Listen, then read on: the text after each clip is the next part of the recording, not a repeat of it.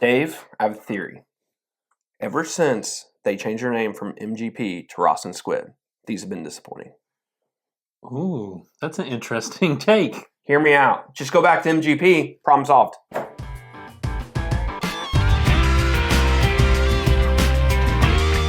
Welcome back to another edition of Bourbon Kingdom. I'm David. And I'm Zach. And today we are going to review one of our annual reviews we look forward to. Yep. And that is the Remus Repeal Reserve number 7. I didn't know what kind of gang sign you were about to throw up there. 7. I don't know if that looks right in the camera, but 7. Counting's hard. So that is true. Very true. This, I know we kind of joked about these being disappointing.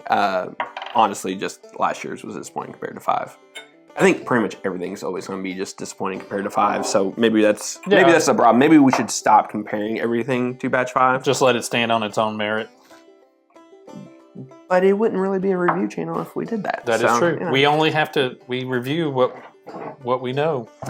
Anyways, really quick, this is by Ross and Squib, artist formerly known as MGP. This is 100 proof. I even wrote down notes for all of this. So all of these have, this is a 5 bourbon blend. 6% of it is 16 years old. That's the 21% rye mash bill. Love the age on it. Just would have wished that 16 was more like 60. Like the nose has a pretty good nose to it. I like I want to say almost like an apricot smell in there. It's some sort of fruit of something. Maybe a twinge of apple. I was going to say, it comes off really spicy. Like brown sugar and rye spice mixed. Yeah, I can get the brown sugar in there too, but there's like I don't know, there's just some sort of fruit smell in there. There's also some vanilla and some oak in there too. Yeah. I'm not picking up a ton of fruit right now. I just, like, that's the thing that, it's just on the end, just on the back side of it there.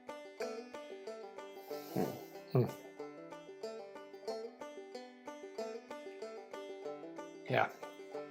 I mean, it's not off-putting, it's at all. No, I didn't think the nose was off-putting either. I didn't think, at first whenever I smelled it, came off a little bit ethanol-y. Yeah. But then it kind of went away. Has this been open for a bit? Yep.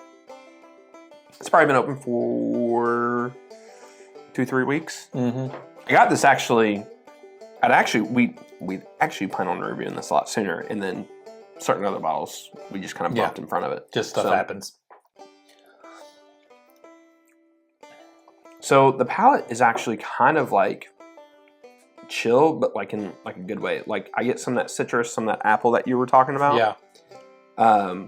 There's still some oak. There's some dry leather on there. Yep. You still get some of the spice from it, but it's subtle. It's very subtle. I agree. I feel like the high rye, the rye notes in there, like right at the back end of the palate, kind of stay like right on your tongue a little bit there, for the palate, and I feel like it's decently balanced in there. Like it is. I agree with. I think it's. You also get some like herbal green tea towards the back end of that. A little bit of like a coffee. It's like some kind of like coffee house smell that I don't know, because I don't drink a lot of coffee. I feel like whenever I'd walk into a coffee shop, I would get that note. Yeah. There's also, I mean, that oak. The nice thing is there's a really nice oak presence all throughout. There is. The nose, the palate, and the finish. Yeah. It's not a long finish. Mm-mm. Yeah, all in all, like, it's decent. I don't know that I love it. I don't think I love it either. It's not bad. No, that's what I was saying. It's not bad. It's really not. Honestly, it's good. It's a very easy drinker. It's not like super harsh in any way, shape, or form. No, it's not harsh at all. I almost want to say like it's underwhelming to me. Yeah, it doesn't really drink like it's anything special.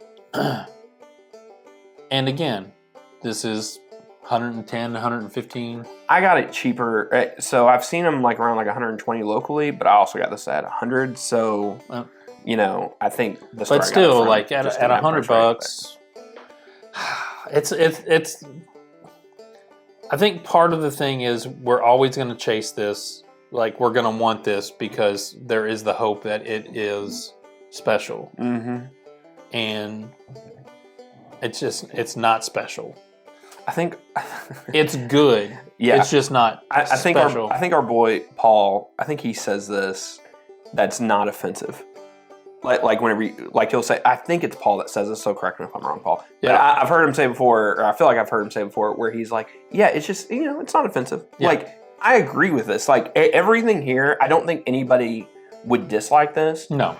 I just don't think it remotely drinks special. Like locally for us, so like if I told you could have this, or you go gamble and go to the Four Roses Distillery and get a barrel strength from there. I'd take a barrel strength. I would too, and that shouldn't be the case. I mean, heck, I'd even take like a Russell's single barrel store pick at $85. Yeah, that's more of a gamble because we've had now if we have like that $silver one we got last year, that thing's a monster. That thing smokes at. Yeah, Liquor Barn one last year was pretty good too. And but then there was I think it was Total Wine that had one that was it was super flat. Yeah. Like I'd take that over that. Yeah, I guess that's true. But at $85, you're still saving $20, $20, $25, $30. Yeah, to get something that's a single barrel. Yeah. So I know it sounds like we're kind of crushing this right now. It's really not bad. No, again, it's not bad. But when you're reviewing an allocated bourbon, which this is, you just. I think we say it all the time. There's an expectation to an allocated bourbon. Yeah. It's not a shelfer. It's not something like you've got to search this out and find it. Yeah. True. And is it worth searching out and finding? If you stumbled upon it and you had $100 to spend, I don't think I'd buy it. I don't think I'd buy it. I don't think I would either. I mean, I'm glad you bought it. I'm glad you bought it and took the chance on it. I don't, again, this isn't bad, but it's not, it just doesn't. We're not going to apologize for it. Listen, find it at a bar, try it. You're going to spend $8 to $15 on a pour to try it. You might love it. I mean, again, all these things are, palate things. Yeah. And you might find that you love it more than anything. But I would try to find it somewhere and try it before I bought it. 1,000%. Yeah. And hit those likes, subscribe, turn on the notifications. That always helps us. And until the next time, we'll see you. We'll see you.